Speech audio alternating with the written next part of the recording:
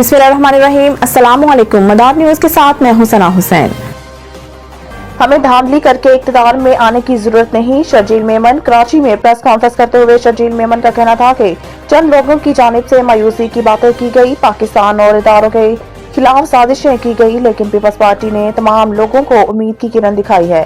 PPP रहनुमा का कहना था कि पीपल्स पार्टी का बलूचिस्तान में तारीखी जलसा हुआ, जिसके बारे में सरफराज बख्टी ने कहा है कि शहीद जुल्फकार भुट्टो के बाद इतना बड़ा जलसा किसी ने किया तो वो पीपल्स पार्टी ने किया। अल्हम्दुलिल्लाह chairman People's Party Bilawal Bhutto अपने दौरे जारी रखेंगे। साबिक सूबाई वजीर ने कहा कि मुल्क के कोने कोने में पीपल्स पार्टी अपना लोहा मनवाएगी। पीपल्स पार्टी अवाम की हिमायत से इलेक्शन में हिस्सा लेगी और अवाम की मदद से तारीखी फतह हासिल करेगी। उन्होंने कहा कि मुस्लिम लीग नून ने पूरे पाकिस्तान में क्या किया वो बताएं। नून लीग सिर्फ लाहौर की मिसाल दे रही है। नून लीग ने सिर्फ लाहौर को पूरा पाकिस्तान समझा है। पीपी की जब हुकूमत आई तो पूरे पाकिस्तान के लिए काम किए।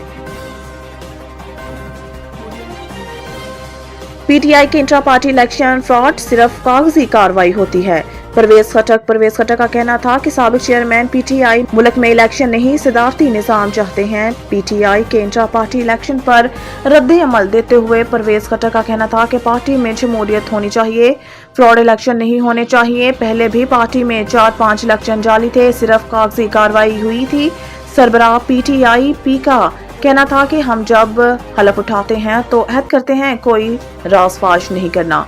साइफर लहराकर साबिक चेयरमैन ने गद्दारी और आइन की खिलाफ वर्जी की। साबिक चेयरमैन पीटीआई पर साइफर केस में दहशतगर्दी का मुकदमा दर्ज करना चाहिए। परवेज खटक का कहना था कि जब इमरान खान की हुकूमत खत्म हुई तो हमारे पास अक्सरियत नहीं थी। इमरान खान ने सोचा कि मुल्क को नहीं चलने दूंगा।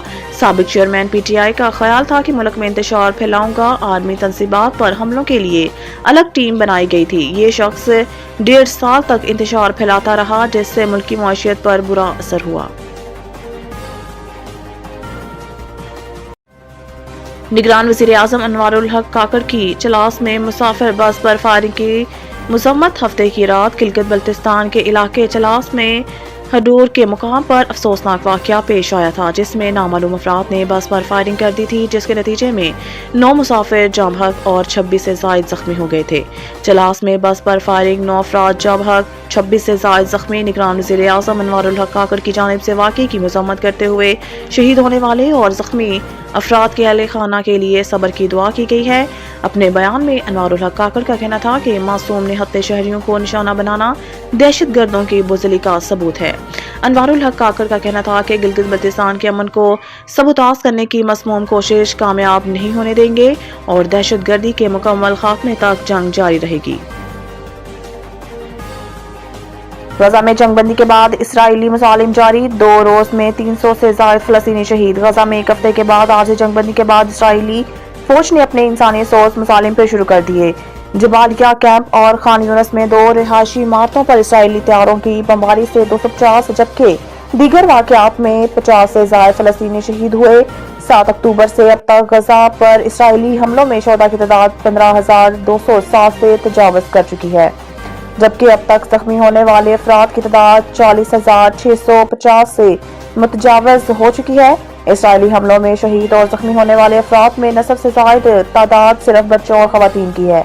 गजा में 7 अक्टूबर से अब तक होने वाले इसराइली हमलों में 7% मकानात और रिहायशी यूनिट तबाह हो चुके हैं। इसराइल की जानिब से आरजी जंगबंदी के खात्मे के बाद गजा में महसूर मुतासरीन के लिए रफा क्रॉसिंग से आलमी इंसानी इमदाद की तरसील पर 1 रोज की बंदिश के बाद आलमी दबाव के बाद इमदादी सामान के 50 ट्रक गजा में दाखिल हो गए।